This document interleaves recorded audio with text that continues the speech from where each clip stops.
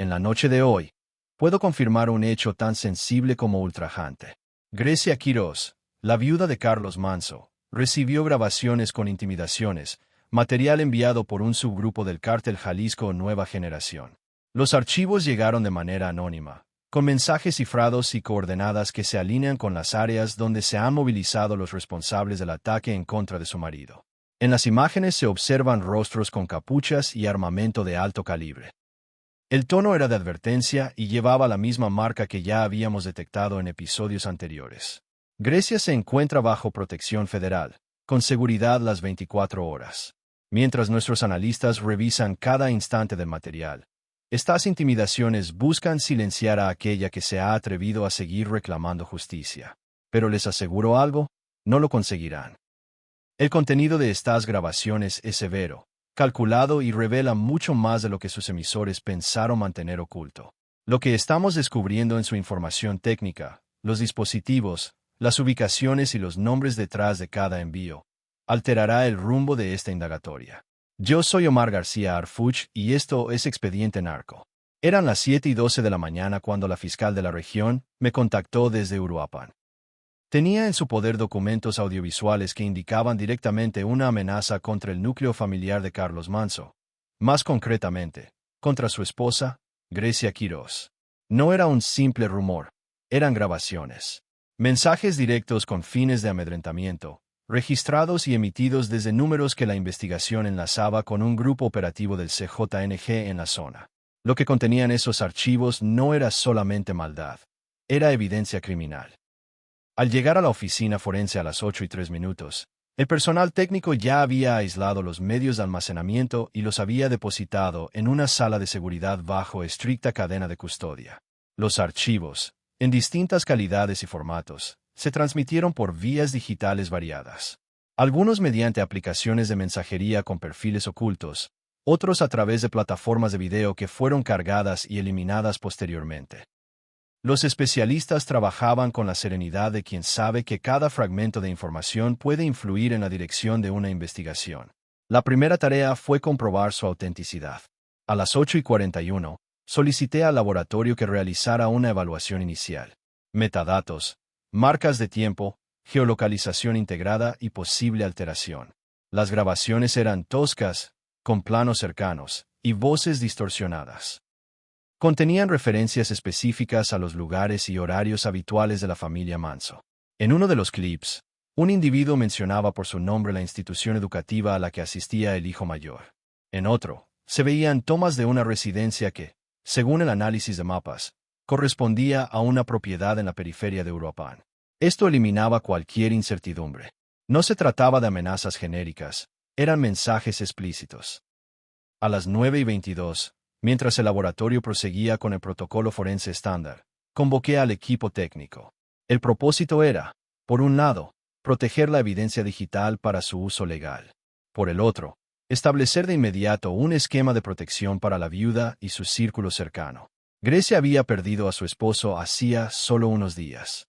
La idea de que ahora fuera blanco de grabaciones de amenaza era inaceptable. La prioridad operativa se centró en el resguardo y el rastreo.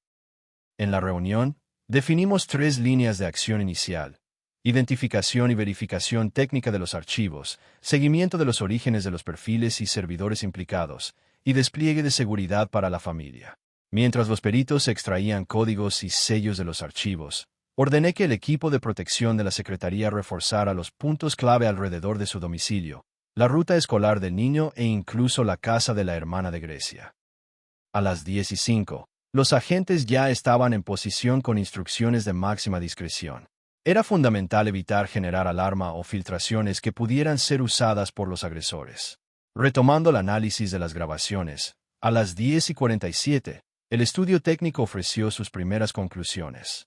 En 3 de los videos, el audio de fondo contenía un ruido constante, compatible con el sonido de una planta procesadora, una especie de zumbido industrial.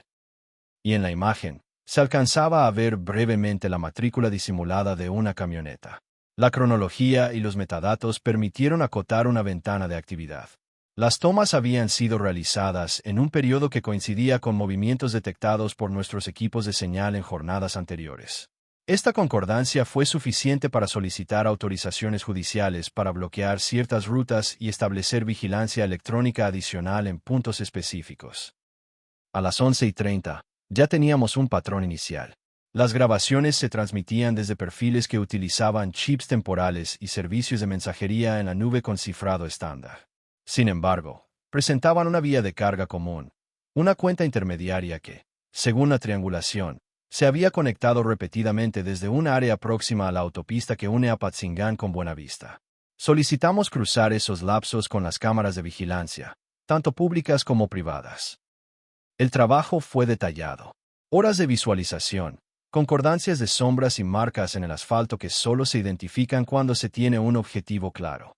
Paralelamente, a las 12:08, informé personalmente a Grecia y a su representación legal sobre los hallazgos y las acciones inmediatas que emprenderíamos. No proporcioné detalles que pudieran comprometer la investigación, pero le confirmé lo esencial. Las grabaciones existen, son dirigidas y están siendo tratadas como pruebas. La reacción fue la prevista, controlada con una mezcla de sorpresa y determinación.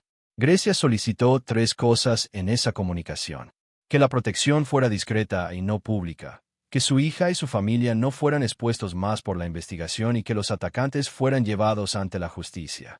Le aseguré mi compromiso de trabajar en secreto hasta tener los elementos para procesar penalmente a los responsables. A las 12:55, la segunda fase generó resultados. El trabajo de inteligencia en terreno, con fuentes locales cercanas a los almacenes y talleres identificados por los metadatos, proporcionó información que permitió confirmar la existencia de al menos 2 perfiles activos que habían servido para distribuir las grabaciones. Uno de ellos estaba asociado a un número que había estado en contacto con un operador conocido del CJNG en la región.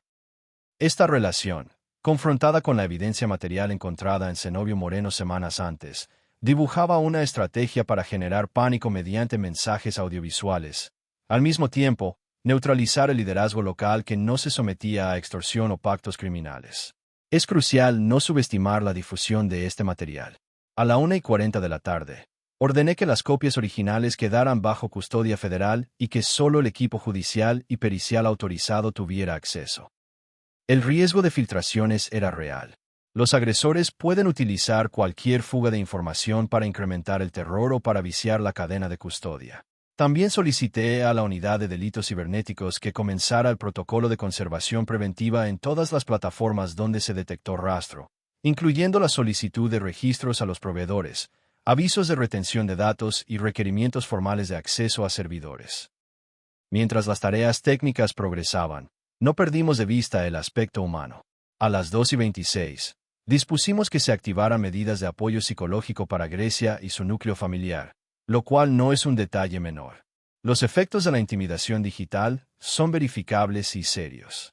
La estrategia incluía cambiar itinerarios, reforzar horarios, en la medida de lo posible, reducir la exposición pública hasta lograr detenciones que desmantelaran esta operación de terror.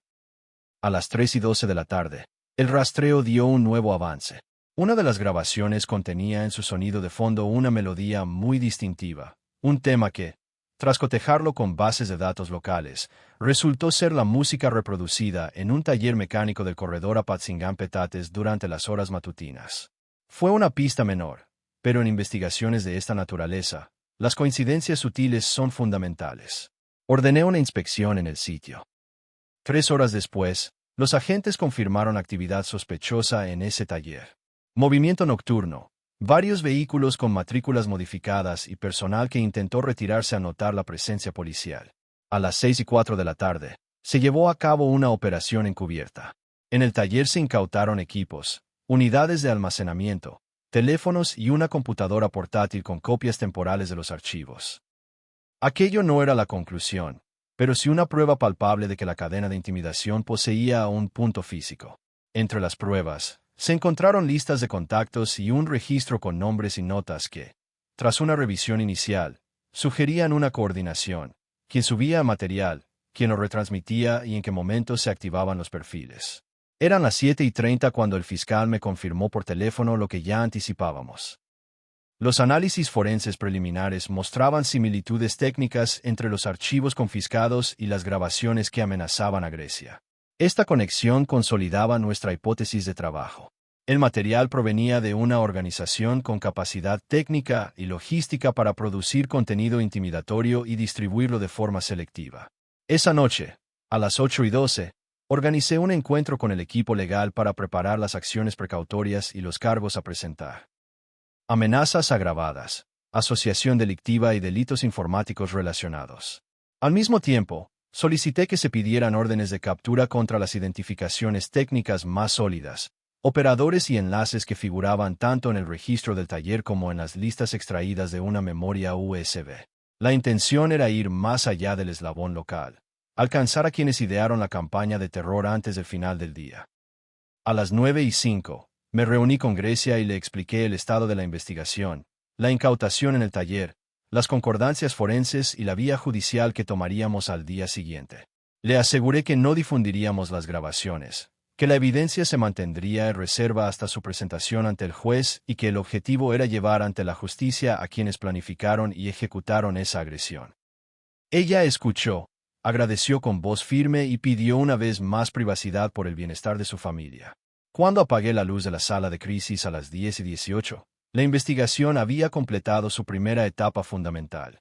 Las grabaciones de amenaza habían sido localizadas, cotejadas y parcialmente recuperadas de un punto físico. La vía de transmisión estaba identificada. La familia Manso contaba con protección operativa inmediata y el expediente técnico estaba listo para el siguiente paso, las órdenes judiciales que permitirían detener a los responsables que operaban detrás del material. Pero también entendí, como ocurre en estos casos, que las grabaciones no son el único perjuicio. Son la manifestación visible de un poder que busca imponer el silencio. Y ese poder no se neutraliza solo con detenciones. Exige que el Estado restablezca la normalidad para aquellos que son amenazados y que lo haga con pruebas irrefutables y procedimientos impecables. Eran las 5:42 de la mañana del 7 de noviembre cuando llegué al centro de mando de Morelia. La noche anterior había sido extensa. Los peritos confirmaron la autenticidad de las grabaciones y sus vínculos técnicos con una facción del cártel Jalisco, Nueva Generación. El amanecer traía un único propósito: ejecutar las órdenes judiciales contra los que produjeron y distribuyeron el material que amenazaba a Grecia Quirós, la viuda del exalcalde Carlos Manso Rodríguez. La sala de crisis estaba iluminada por las pantallas del sistema de rastreo digital. Sobre la mesa, una carpeta contenía los nombres de 3 individuos. Sergio N., conocido como El Guapo, presunto encargado de las filmaciones. Ángel N., apodado El Mono, operador de mensajería cifrada. Y Gerardo N., alias El Cuervo, técnico que editaba y distribuía los videos antes de su difusión. Todos vinculados al mismo subgrupo criminal que ya había aparecido en las indagaciones por la muerte de Manso y por las intimidaciones previas a agricultores de Uruapan.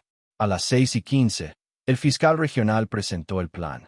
3 objetivos de intervención: un almacén en la colonia La Quinta, una casa de seguridad en Los Ángeles Urumucapio y un taller clandestino en la periferia de Gabriel Zamora. La operación exigía precisión.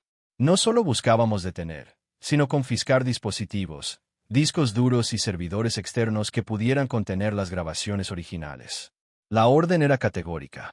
Todo el material debía conservarse íntegro, sin exposición mediática. Eran las 6:48 cuando salimos. El convoy avanzó en silencio por la carretera.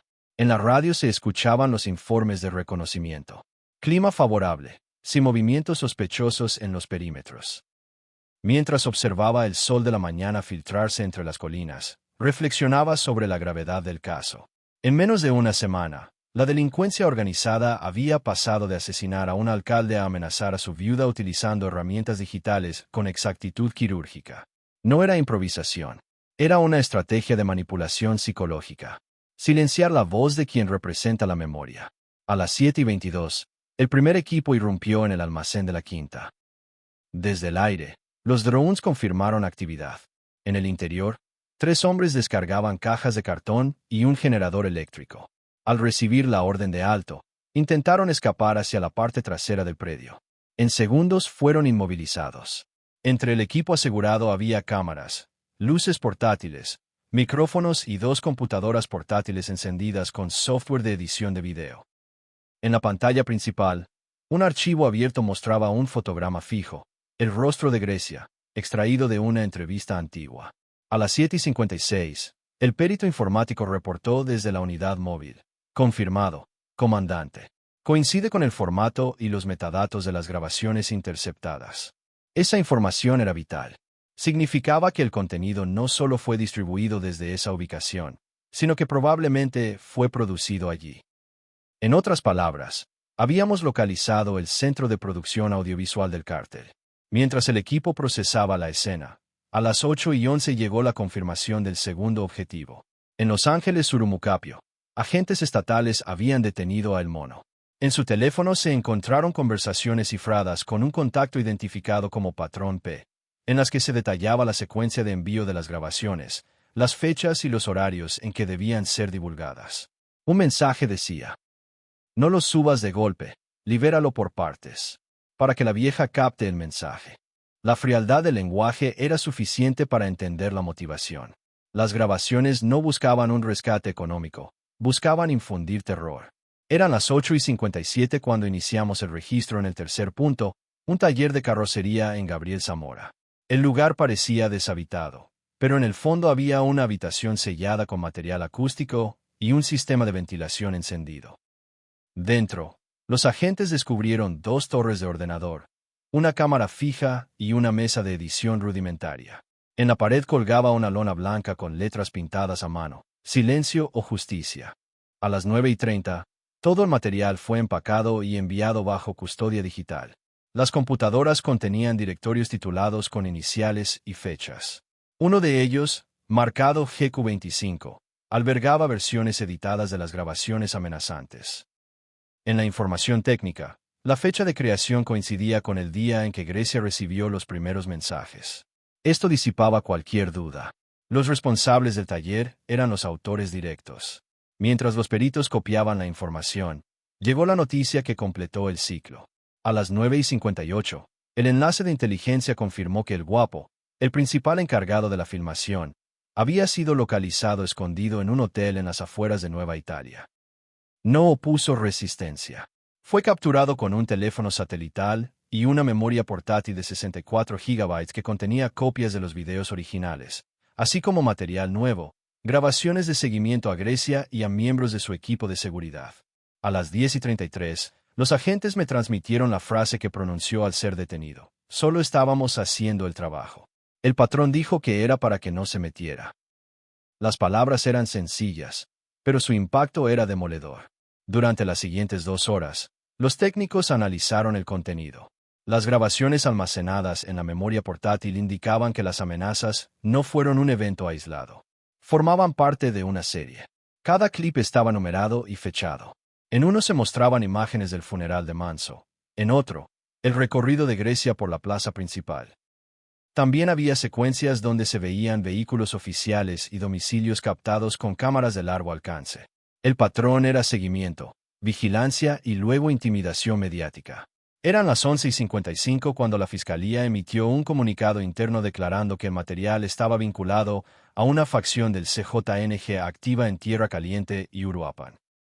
El hallazgo no solo expandía la investigación, sino que ofrecía un precedente legal inédito: el uso de producción audiovisual delictiva para coaccionar a figuras públicas.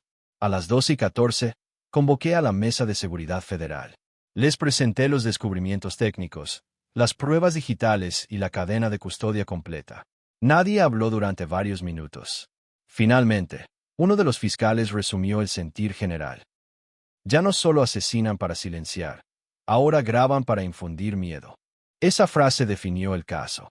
A las 12:56, pedí reforzar la protección a Grecia y su entorno. Los agentes federales asignados establecieron perímetros de seguridad discretos, con rotación de vehículos y vigilancia en los puntos de acceso. Además, se implementó monitoreo de comunicaciones para interceptar cualquier intento de reactivar los canales de amenaza. Mientras tanto, en el laboratorio digital, los especialistas hicieron un descubrimiento adicional. Eran la 1:33 de la tarde cuando un perito levantó la mirada del monitor. Comandante, encontramos un directorio de respaldo titulado Tepalcatepec. Al abrirlo, aparecieron registros de grabaciones realizadas semanas antes, donde se mencionaban nombres de otros líderes comunitarios. El método era idéntico: videos con advertencias enviadas de forma anónima. El grupo que había intimidado a Grecia no solo operaba en Uruapan, era parte de una red regional de difusión criminal. A las 2:05, el fiscal ordenó la ampliación del expediente bajo el concepto de amenazas múltiples con fines de intimidación pública. Las imágenes se analizaron cuadro por cuadro. En una de ellas, un vehículo sin placas cruzaba frente a una gasolinera de Parácuaro. En el reflejo del parabrisas, los analistas detectaron un rostro parcialmente visible. El reconocimiento facial posterior identificó a un individuo con antecedentes por secuestro agravado. Otro vínculo más. Eran las 2:48 cuando la oficina de la Fiscalía General de la República solicitó los resultados técnicos para integrarlos a una investigación más amplia sobre operaciones audiovisuales del CJNG. La conexión estaba clara. Una campaña de intimidación coordinada desde distintos municipios para desestabilizar estructuras locales. A las 3:30, me reuní nuevamente con Grecia Quirós. Le informé que los responsables materiales estaban detenidos y que los archivos estaban asegurados. Le mostré los protocolos de seguridad actualizados y las rutas de protección. Su respuesta fue: no busco venganza, Arfuch, solo quiero poder dormir sin que me lleguen mensajes. A las 4:10, el expediente quedó listo para ser presentado ante la autoridad judicial. Los 3 detenidos serían trasladados a Morelia bajo cargos de amenazas calificadas, asociación delictiva y delitos de producción audiovisual con fines de intimidación. Los jueces autorizaron su ingreso inmediato al penal de Mil Cumbres. Durante el traslado, a las 4:47, el mono solicitó declarar nuevamente. Dijo que los encargos de las grabaciones no provenían de su grupo directo, sino de un enlace en Morelia que ofrecía pagos por cada material producido. Los mensajes eran revisados por alguien que trabajaba para políticos, no para el cártel. Sus palabras abrieron una nueva brecha en la investigación, la posibilidad de una conexión entre las amenazas y un intento de detener la denuncia pública de Grecia sobre la corrupción municipal que había rodeado la muerte de su esposo. A las 5:28, ordené seguir esa pista. Los analistas comenzaron a cruzar transferencias y registros telefónicos. Los primeros resultados mostraban depósitos de pequeñas sumas a cuentas controladas por el Mono y el Cuervo, provenientes de una firma de consultoría con sede en Morelia. El patrón coincidía con otros casos donde empresas pantalla habían financiado campañas digitales de desprestigio o intimidación. Eran las 6:06 de la tarde cuando todo el equipo comprendió la dimensión del hallazgo. Lo que comenzó como una amenaza personal era, en realidad, una estructura híbrida, crimen y política, compartiendo herramientas de comunicación y terror. A las 6:50, el fiscal decidió presentar el caso directamente al Gabinete de Seguridad Nacional. Las pruebas y los registros financieros fueron trasladados bajo custodia militar. El país debía saber que las amenazas no eran rumores en redes, sino operaciones planeadas con tecnología, dinero y respaldo político. Eran las 7:20 de la tarde cuando concluimos el operativo. Los acusados estaban detenidos, las grabaciones aseguradas y la familia Manso bajo protección permanente. Pero sabíamos que esto era solo una parte de una cadena más extensa. Al salir de la base, el cielo sobre Morelia estaba oscuro, denso con ese silencio que anticipa una tormenta. Pensé en Grecia, en su entereza, en cómo había afrontado la muerte de su esposo y ahora la sombra de quienes pretendían silenciarla. Pensé también en todos aquellos que no tienen cámaras ni escoltas, pero viven bajo el mismo temor. Eran las 7:58 cuando comprendí que el verdadero poder de la delincuencia no reside solo en las armas, sino en el mensaje que intenta imponer, el de que hablar tiene un costo. Y nuestro deber, el de desmantelar ese mensaje, aunque nos cueste cada noche de descanso. Era la madrugada cuando me entregaron el informe financiero final. El caso había evolucionado en cuestión de días de una amenaza digital dirigida a una mujer viuda a una intrincada red de transferencias y contratos simulados. Las grabaciones que buscaban intimidar a Grecia Quirós, la esposa del alcalde asesinado Carlos Manso, no habían sido obra de un grupo aislado del CJNG. Detrás había financiamiento legitimado, vías bancarias limpias y, sobre todo, apoyo institucional. El equipo de inteligencia económica había trabajado durante la noche cruzando datos. A las 6:12, el reporte confirmaba que las 3 cuentas utilizadas para remunerar a El Mono y El Cuervo pertenecían a una compañía registrada en Morelia bajo el nombre Soluciones Estratégicas del Bajío S.A.D.C.B. A primera vista, era una empresa de comunicación política y asesoría. En la práctica, operaba como una compañía fachada.